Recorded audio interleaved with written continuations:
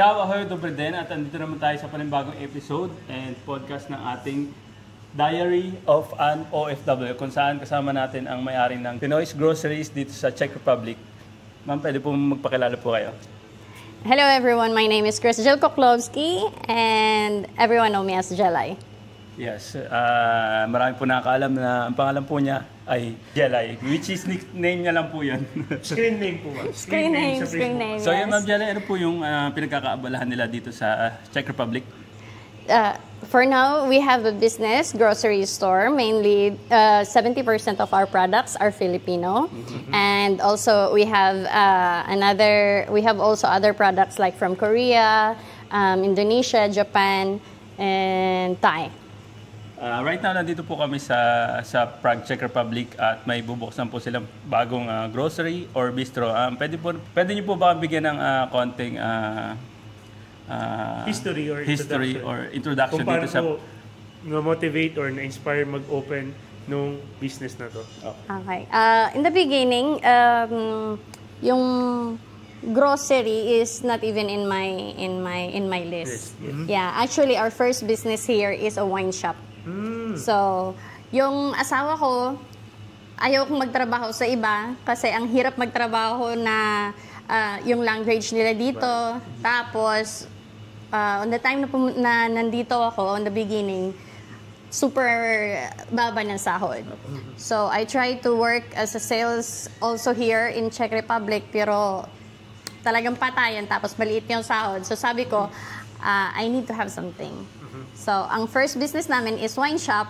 Tapos, later on, yung mga Pilipino pumupunta sa wine shop namin. Nakikitagay, nakikanta. May video okay din kasi sa wine shop. Oo, syempre, hindi mawawala yun. Kaya pala dinadayo ng mga Oo. So, yung mga Pilipino, ang sabi sa akin, bakit wala kang boy bawang? O di kaya pang chicherya natin dito, yung mga Filipino products, umano ka naman, para dito na rin kami bumili. Oo. Sabi ko nga, oo nga no. So, ayun, since I am connected also with the community and I have already some friends, so I said like, okay, pagpupunta ako ng other country like Vienna, I will ask for your orders and papatungan ko na lang. So that's how it started. Yes, ate, ano po ba yung mga best sellers natin dito sa shop? Or ano po yung kadalasan hinahanap ng mga Filipino dito sa ating Pinoy store?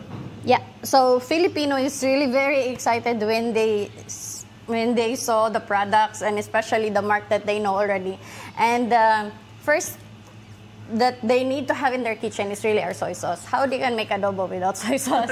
And then the vinegar, which is, sa mga groceries dito may vinegar sila pero masama din ng lasa.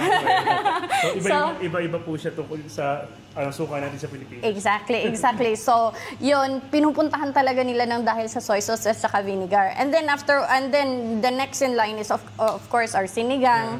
Yeah. So, lalo na't malamig ang panahon, parang yung sabaw, so minsan naman may sinigang. And kapartner din po ng sinigang is yung patis. Yun. Ay, oo. Hinahanap din natin mga marami tayong mga patis, mga bagoong, oyster sauce, ayun, tsaka bihon, mga pansit, ganun. Tapos bukod po sa mga condiments, di ba nag-offer din po kayo ng mga frozen products? Yes, exactly. So, yung mga frozen namin, it's excited din yung mga Pinoy sa mga isda natin. Meron tayong bangus, tilapia, galunggong, at saka minsan meron din po tayong tulingan.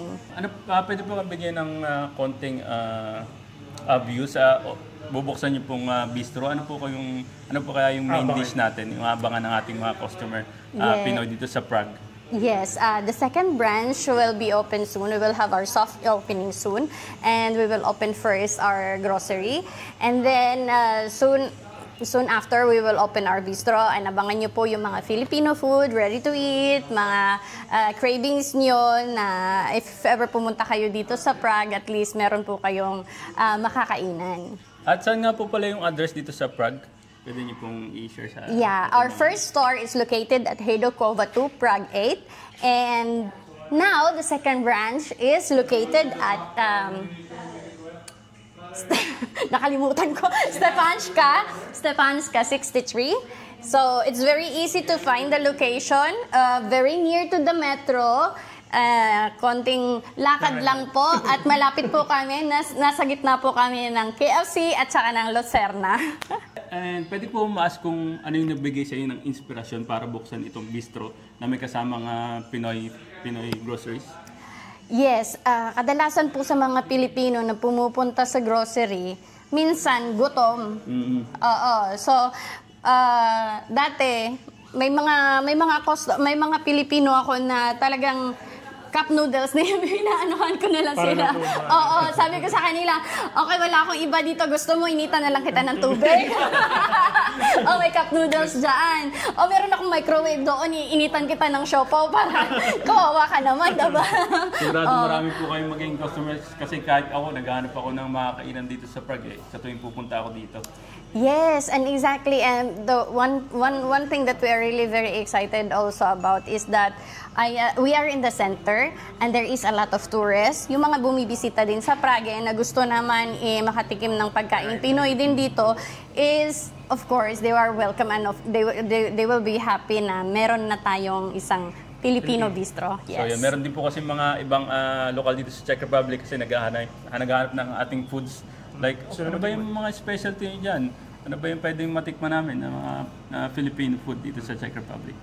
Tapos para po sa mga kababayan natin na medyo malayo sa Prague, paano po sila o-order kung gusto nila umorder sa inyo? Yes, so we have also an online shop and our online is like one click away. Char. May ganon. Type niyo lang po www.pinoys.cz. Kailangan nyo pong i-change yung currency kung nandito po kayo sa Czech Republic. Kasi yung online po natin is hindi lang talaga dito.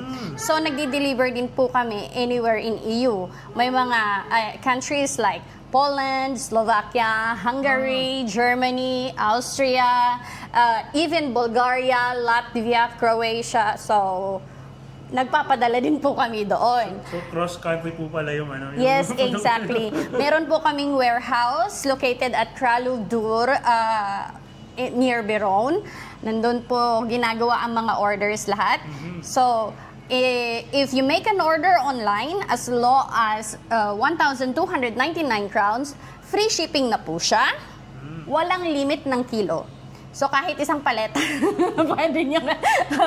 Bahala kayo sa buhay niyo. Ipapadala namin sa inyo kahit puro bigas pa yan. Oo. So, yun guys, pwede kayo umorder kay Ate Jelay, sa kilalang Ate Jelay. Pwede rin kayo order online and siyempre, asahan nyo na ipapadala nila agad yan sa ating mga customers na Pilipino dito sa Czech Republic. Yes. For the orders online po, 1 to 2 days po ang aming shipping. So, as long as meron pong tumanggap ng product at sumagot ng tawag, dadating po ang order sa inyo.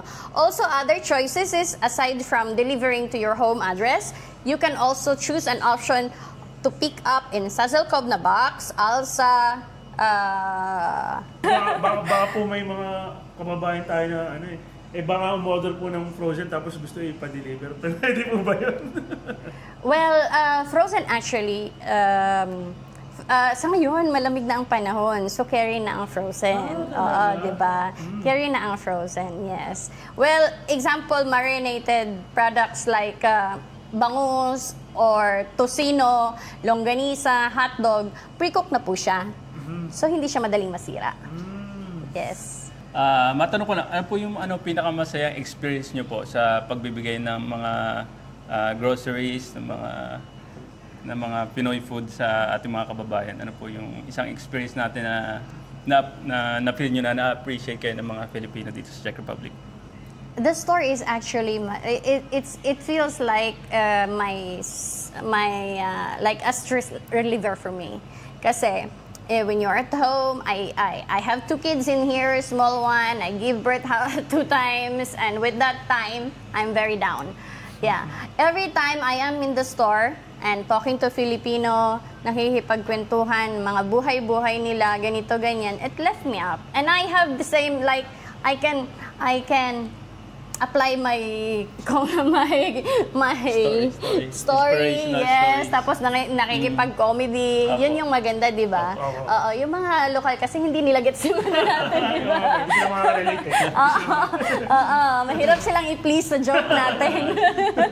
Oo. So yun guys, inibintahan po namin kayo na pumunta dito sa bagong bukas na bistro. At nandito lang po sa ibaba yung address niya. Ilalagay na lang po namin sa link. At Ate Jella, may gusto pa po ba kayo i-message sa ating mga Filipino friends dyan dito sa Czech Republic?